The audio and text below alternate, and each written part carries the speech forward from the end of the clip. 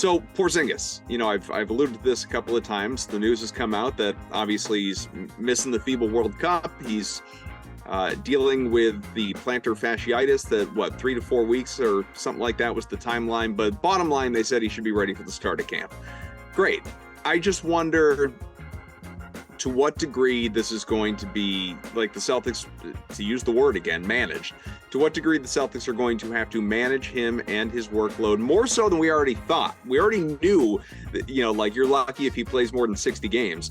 It was a celebration when he played 65 or whatever for the Wizards last year. And granted, he could have played more. They sat him at the end of the year. But this is not a guy who is typically, you're talking, like we're having the same kind of conversation that we had when they got Brogdon last year.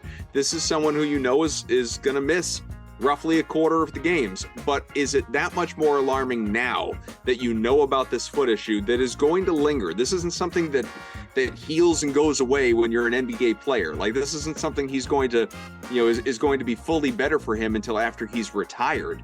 So how problematic, for lack of a better word, Barrett, do you think this is going to be for the next few years here? Because he's signed on, they've committed.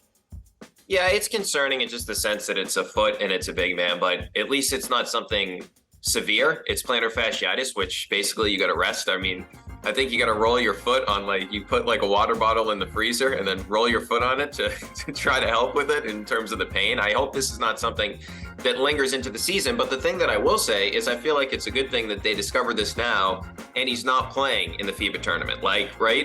Because then if he comes back, if he plays the FIBA tournament, then it's because we heard about the foot injury a couple of weeks ago. It's he played on it and he had plantar fasciitis. I'm glad that he's out of the FIBA tournament, right? So, because the goal here is for him to come here and win a championship. That's the goal. That's why Kristaps Porzingis is here. That's why he wants to be here. That's why he opted into the contract, because he could have become a free agent. So naturally, we're going to be somewhat concerned about this. But I'm holding out hope that they have done, and I give them credit with this. If you look at Al Horford, he's played too many minutes over the past few years. But last year he didn't play in back-to-backs, right? That type of situation. I think they can come up with a good plan in terms of how many minutes to play. And the other evidence of that is Brogdon last year, right? Brogdon last year played south of 30 minutes per game, and he was pretty much healthy the whole season until the playoffs, but that was a freak injury, right? That wasn't a lower extremity thing. Brogdon in the past has dealt with calf issues. He's dealt with foot issues. The arm thing, that's just freaky, right? That has nothing to do with him playing too many minutes. So I think they did it. They had an injury-prone player in Brogdon, and they decided, hey, we're bringing him off the bench. Obviously, a different situation than Porzingis, who's not coming off the bench. But they came up with a plan to keep him healthy for the postseason run. And I know Brogdon, he gets a lot of crap for some of the stuff, smoking layups, etc. But Brogdon, to the point where he suffered that injury, he had the best plus-minus on the Celtics in the playoffs. They were actually playing well with Brogdon on the court, and I do attribute that to the coaching staff having him fresh. If he played north of 30 minutes per game, maybe he wasn't. So based on the evidence we have with Brogdon, them keeping Brogdon healthy, I think they can come up with a similar plan as it pertains to Porzingis, because we just saw them do it this past season. CLNS Media Network is powered by Fanduel Sportsbook. Visit fanduel.com/Boston and start earning bonus bets when you bet on a Super Bowl winner. You can get bonus bets every time they win in the regular season. Just concerning. Kaufman, when this came out, I think I texted you immediately something about we should probably have Dr. Pete back on the show to just kind of throw some water on this a little bit, because when Kyrie had his knee issues, we were pretty quick to, say look, this could be a really big problem for him going forward in his career. This is a degenerative issue. He has arthritis in his knee. It's not going to get any better. It's just going to get worse over time. It's going to be about managing the pain, and so on and so forth. So we got yelled at for that, I think, quite a bit back then. But it's an injury that takes management. It's something that you're going to have to be mindful of, and it's something that Porzingis is going to have to be honest about with the training staff. That hey, I'm not feeling great tonight. I can't go tonight. Let's take a day off and let's look at this tomorrow. It's not going to go away. LeBron played with plantar fasciitis the entire playoffs, didn't he? Didn't he have some injury? Maybe. I think LeBron played with 2 broken arms and a broken leg, according to him. I think he played with something, and I'm going to Google it. He definitely had a foot injury, though. You're right. He definitely had something going on with his foot. Trying to compare Porzingis to the Terminator robot that is freaking LeBron James, because he's just He's just an unbelievably durable. It's a story from February 26th of 2023. Appeared to be he had a partial tear of the plantar fascia, according to the Pro Basketball docs. I don't know what that means. I'm not gonna lie. So it just sounds something similar. Basically saying, LeBron played on it.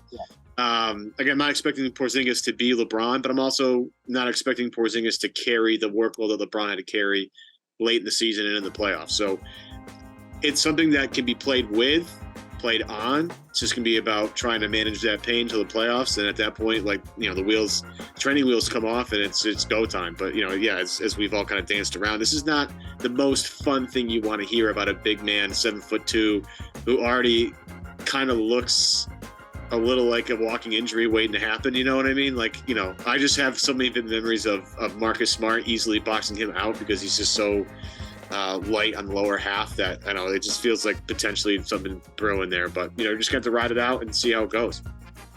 Yeah, it's unfortunate, but I'm just and I know right now we're talking about the injury. I'm so excited to see him in this Celtics offense where it's they've never had a player like this, right? And obviously the front office and maybe some of the coaching staff as well thought, okay, we're sick and tired of all these playoff runs where our offense goes stale. And now we have something else where it's hey, you know what?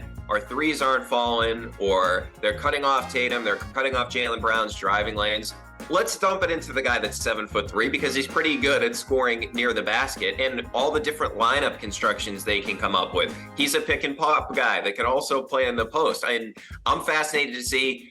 To me, and I don't know if you guys agree with this, I would have Al coming off the bench, and I would be starting Rob and Porzingis together and just thinking about what that defense could look like, because Porzingis is an excellent shot blocker, and he actually held up really well defensively last year.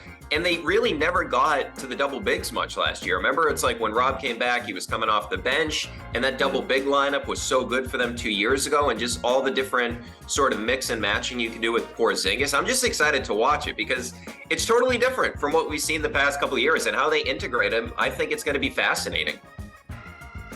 I agree. I'm on board. I look at this point in time, whether you like the trade or you didn't like the trade, or you prefer it was Brogdon versus Marcus, none of that.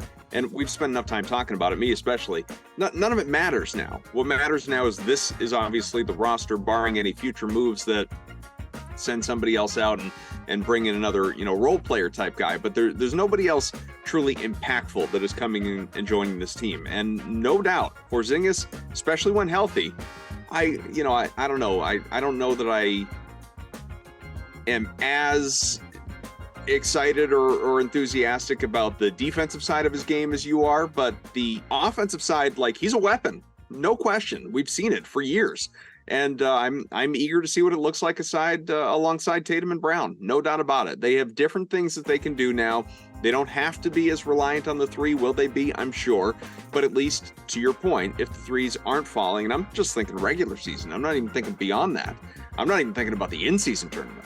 When the threes are not falling, they will have other approaches. And I am, to channel my Bob Bryant, old man shakes fist at cloud kind of mentality, that this is not the NBA I grew up with.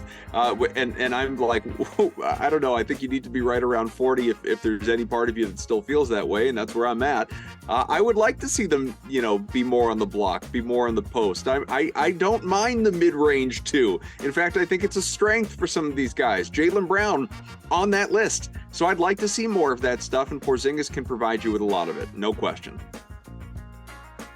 Yeah, him and Tatum are going to make just wonderful offensive magic together. I just can't wait for that pick and pop combo because you're dead either way. So it's going to be fantastic.